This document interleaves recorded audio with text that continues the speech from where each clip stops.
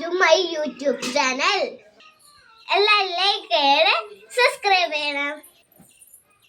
നിങ്ങളെ സപ്പോർട്ടാണ് ഞങ്ങളെ വിജയം. സദസ്സിൽ വന്നേരം ഞാൻ അമ്മയ്യ. കൂട്ടുകാരെ, ഞാനൊരു കാര്യം ചോദിക്കട്ടെ. നിങ്ങൾ ഭൂതത്തിനെ കണ്ടിട്ടുണ്ടോ? ചോര കണ്ണു, വലിയ വമ്പപ്പല്ല്, തുണിയാടുന്ന ചെവിമുള്ള ഭൂതത്തിനെ, മനുഷ്യരെ കൊന്നു തിന്നുന്ന ഭൂതത്തിനെ. അങ്ങനെയുള്ള ഭൂതത്തിന്റെ സ്വന്തം മകനെ പ്രാണനേക്കാൾ സ്നേഹിക്കുന്ന ഒരമ്മയുടെ കഥയാണ് ഞാൻ ഇന്നിവിടെ പറയാൻ പോകുന്നത്. പണ്ട് പണ്ട് പാറക്കെട്ടിന്റെ മുകളിൽ ഒരു ഭൂതം താമസിച്ചിരുന്നു. വഴിപോക്കരെയല്ല, വഴി തെറ്റിച്ചു കൊണ്ടുപോയി പട്ടുകയാണ് അവന്റെ പതിവ്. പല രൂപത്തിൽ പ്രത്യക്ഷപ്പെട്ട് വഴിപോക്കരോട് പലതും മനുഷ്യരോട് പെട്ടെന്ന് തന്നെ അപ്രത്യക്ഷമാവുകയും ചെയ്യും.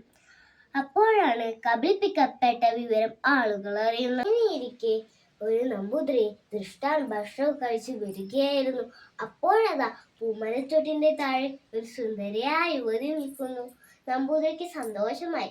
കുശലാന്വേഷണം നടത്തിക്കൊണ്ട് ആ സുന്ദരിയായ സ്ത്രീയോടൊപ്പം നമ്പൂതിരി മലമുകളിലേക്ക് പോയി. അങ്ങനെ പോയ നമ്പൂതിരി പിന്നീട് ആരും കണ്ടിട്ടില്ല. ആ ഇടയ്ക്കാണ് കുന്നിച്ചെരുവിലെ നൈങ്ങേലിയുടെ മകൻ എഴുത്തു പഠിക്കാൻ പോയത്. നല്ല തങ്കക്കൂടം പോലത്തെ കുട്ടിയെ കണ്ടപ്പോൾ ഭൂതത്തിനൊരാശ. ഈ കുട്ടിയെ തനിക്ക് വളർത്തിയാലുള്ളത്. ഭൂതം ഒരു പെൺകിടാവിന്റെ വേഷത്തിൽ വന്ന് കുട്ടിയെ കൊണ്ടുപോയി.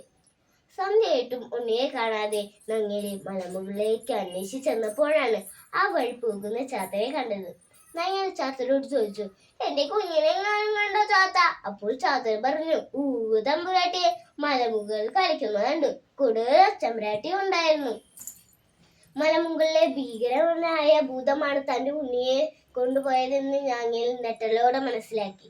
നങ്ങേലി കരഞ്ഞുകൊണ്ട് ഭൂതത്തിന്റെ അടുത്തേക്ക് ചെന്നു. അല്ലേ കുന്നിൻ ഭൂതമേ, എന്റെ കുഞ്ഞിനെ തിരിച്ചു തരൂ. ഉണ്ണിയുടെ അമ്മ എത്തിയെന്നറിഞ്ഞ ഭൂതം എന്തു ചെയ്തെന്നോ? കൊടുങ്കാറ്റായി അമ്മയെ പിന്തിരിപ്പിക്കാൻ ശ്രമിച്ചുകൊണ്ടേയിരുന്നു. പക്ഷെ നങ്ങേലി പതറിയില്ല. പരമായ വിദ്യകളും കാട്ടി അമ്മയെ പിന്തിരിപ്പിക്കാൻ ശ്രമിച്ചുകൊണ്ടേയിരുന്നു. എങ്കിലും ഒരടി പോലും പിന്നോട്ട് പോകാൻ നങ്ങേലി തയ്യാറായില്ല. ഭൂതം അവസാനം പറഞ്ഞു, നിന്റെ 2 കണ്ണുകളും ചുമന്നെടുത്ത് എനിക്ക് തന്നെ നിന്റെ ഉണ്ണിയെ തിരിച്ചു തരാം. പാവമമ്മ തന്റെ 2 കണ്ണുകൾ ചുമന്നെടുത്ത് ഭൂതത്തിന് കൊടുത്തു. ഭൂതത്തിന്റെ സൂത്രം കേൾക്കണോ? അമ്മയ്ക്ക് കണ്ണില്ലാതായല്ലോ. ഒരു തെച്ചിപ്പൂ പറിച്ച് മന്ത്രം ജപിച്ച് മറ്റൊരു ഉണ്ണിയെ ഉണ്ടാക്കി ഭൂതം നങ്ങേലിക്ക് കൊടുത്തു. നങ്ങേലി തന്റെ ഉണ്ണിയെ തലോടി. അപ്പോൾ നങ്ങേലിക്ക് മനസ്സിലായി ഇത് തന്റെ ഉണ്ണിയെന്ന്.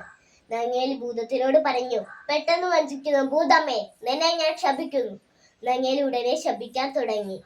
ഒരു പെറ്റമ്മയുടെ ശാപം തനിക്ക് താങ്ങാൻ കഴിയില്ലെന്നറിഞ്ഞ ഭൂതം അമ്മയുടെ 2 കണ്ണുകളും ഉണ്ണിയെ തിരിച്ചു നൽകി. ഉണ്ണിയെ വേർപിരിയാനുള്ള വിഷമം മനസ്സിലാക്കി വർഷത്തിൽ ഒരിക്കൽ വന്ന് കാണാൻ അനുവാദം നൽകി.